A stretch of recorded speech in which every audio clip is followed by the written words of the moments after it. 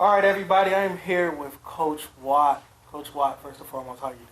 Good, how are you? I'm doing well. I want to ask you, before we even get the interview started, this is a new suit, brand spanking new out the box, I'm not going to lie to you. Out the box. Out the box. Somebody told me I have, and I know because you came from the program, University of North Carolina, and somebody said this is University of North Carolina, and then somebody else told me this is Tennessee's blue. In your eyes, what is it? This is Summit Blue. The Summit Blue? Yeah. Ah, okay, I did the right thing. First, now, going into, this is year 9. Do you remember your first year? A lot of people doubted you. A lot of people didn't think that, you guys were going to finish the way you were going to finish, and you did, second in the SEC and into the NCAA tournament. What do you remember about that year? A lot. It was a big year for me personally. First year as a head coach. First year as a mom. We were planning a wedding. We were building a house. And we had just a magical season.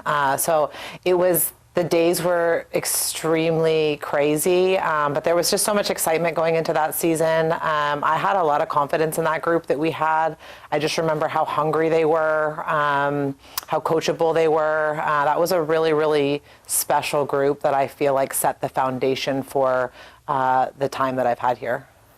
Now, success coming that fast. Is that nerve-wracking, or is that a sigh of relief for you in your first year? I don't know that it's either. I think I came in with a philosophy on how I wanted to do things, the way I wanted to run a program, the type of players I wanted to recruit. And, I've been around some really successful programs. I've been around some really successful head coaches, so I had had great opportunities to learn from a lot of people, and felt like coming into my own head coaching position, I was as prepared as you can be. I always say you're never fully prepared, but I think I was as prepared as you can be in terms of what I had been a part of prior to being here. So you don't know exactly what the results are going to look like, but I felt confident in the way I wanted to run things, and I had a great staff, a great team, and that year just worked out.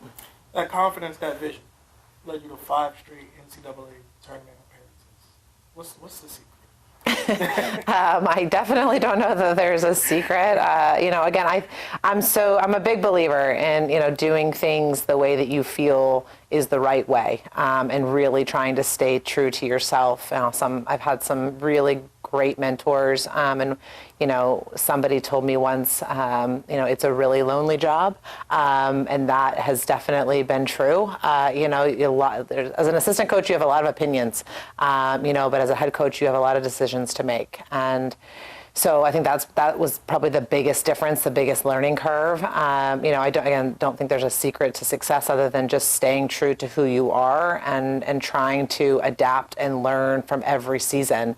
It's definitely not been linear. We've had some good success. We've also had areas where I look back and think, I wish I would have done things a little bit differently. And so you try to learn from those and be better the next time. You just talked about it earlier. You became a mom, great coach down here. What are you learning about yourself year in and year out as you keep going on this journey? Oh gosh, I just remember thinking I was busy prior to being a mom, and I'm like, oh, I was not busy. Now I am busy. And you can handle a lot. You can take on a lot. I think I'm more capable of things than I maybe ever thought. And I do think having a child, raising a child, you coach a little bit differently. You see kids much younger, than maybe you did before, and truly as kids. But there's been so many moments that I've been able to just draw from in terms of being a parent now and trying to. I tell people, parenting is a lot like coaching. Coaching is a lot like parenting. A lot of the things align. You're doing the same job all day. 2023 was, I want to say, kind of a magical year. You win SEC co-coach of the year, go to the Sweet 16. What was that season like for you altogether? Yeah, that group of kids was, you're just so fortunate as a coach when you have a group of kids, you come into the gym every day and you just know how motivated they are. You're not we were so well led. That group was so competitive. They were experienced. There was just so many things that kind of went into the success of that season. And they were definitely hungry, I think, after coming off the year before. And I just, that, again, I think leadership was huge. We had Morgan Fingal on that team who had been with us the duration of her career. Caroline Kerr was a redshirt freshman, who had sat and watched the year before Natalie Hayward run the team, and Caroline waited her turn. We had Janasia Moore transfer in and just came in super motivated, came in with a lot of experience. Jay Torres was a fantastic libero, and I still, to this day, when she got hurt in the NCAA tournament, was such a unfortunate way for her to end her career, because she was just one of the most underrated players I think I've ever had. And so there was a lot of pieces that came together. That was a big roster. But I'm going to tell you that the leadership of that group, the drive of that group, it was unique. You could feel it, you could sense it every day. And as a coach, you're fortunate to kind of go along for the ride. Now, going along for the ride, you're already the third win as coach. Did you ever think of that, or do you ever stop and just think about your career, of how you got here and the success that you already had? No, quite frankly, no, I don't. I'm always looking ahead and kind of what's to come, and I remember, unfortunately, probably more of the losses than I do the wins.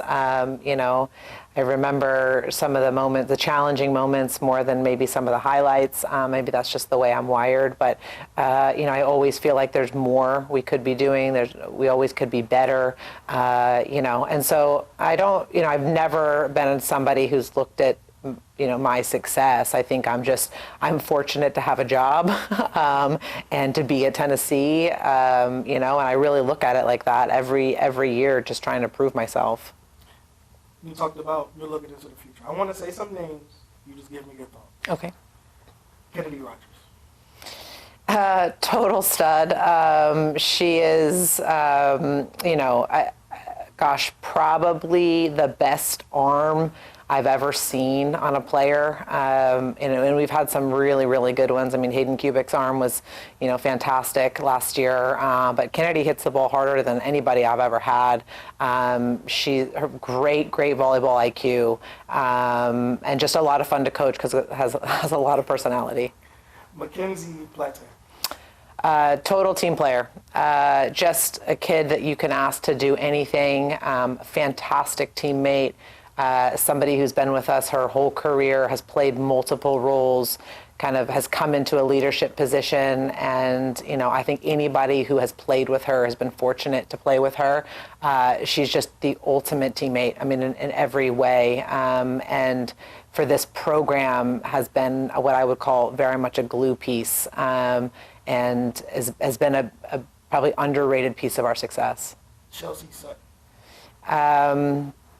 Just a great blocker, hungry to block, loves to block, the kind of middle blocker that I love, because she just gets so excited about playing defense, and I think last season was having an all-conference type of year before she, struggled with some injuries. But just, coming into her own, going into this season, returning veteran starter, she played a little bit out of necessity as a freshman, got some great experience, and has just gotten better every year. But because Chelsea loves to block, and I think that's huge for this group. I got one more name. I think you know who I'm at. You know who I'm at. I do. Were you going to say Caroline Kerr? Caroline Kerr. Gosh, you're just so fortunate, honestly. You may never in your coaching career get somebody like her. And to have her for 5 seasons, it's really hard as a coach to put into words in a short amount of time what somebody has meant to a program and to you as a coach. She's just a special kid. And yes, she is a terrific player. But I think what makes Caroline just Caroline is her character, her willingness to be the best, teammate, her work ethic. I mean, people don't see the hours that she puts in the gym by herself. She's in the gym all the time, alone. Sometimes she brings somebody in. I mean, it doesn't matter if we've won or if we lost. She's in the gym the next day. She's, the first kid. She's watched film sometimes back even before, a coach. I'll get home after a match. It might be 10 o'clock at night and pull up the film, and she's already watched it. She's already on the computer watching the game back. She's wired like a coach. And she's just put a ton of trust into us as a staff. And I think when you have, your best player, also your best person, you're so fortunate. And I just, again, I could go on and on and on, but the work ethic, the mindset, the competitiveness, the character of her are, to me, far superior to just her talent.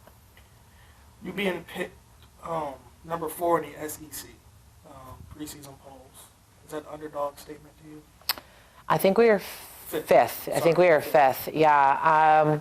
I think a preseason poll is, I get it. I understand why we have to do it. There's just so much volleyball to be played. And nowadays, especially, rosters change so much. I think it's really difficult to predict. I think what's been great about the SEC is the competitiveness night in and night out.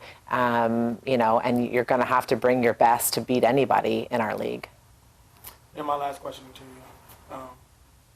What's the expectations for you this year? This group wants to win a championship. That's the goal or the expectation, whatever way you want to put it. But this group has said, we want to win a championship. And I think we've proven in our league, if you can compete for an SEC championship, you can clearly compete for a national championship. And so for us, it's a day-by-day mentality starting tomorrow with our first practice of the 2026 season, but this group has really made big goals, and there's some veteran players coming back who know what it takes. So we're looking forward to getting started.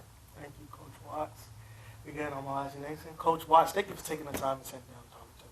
Thank you. And sit things back to you.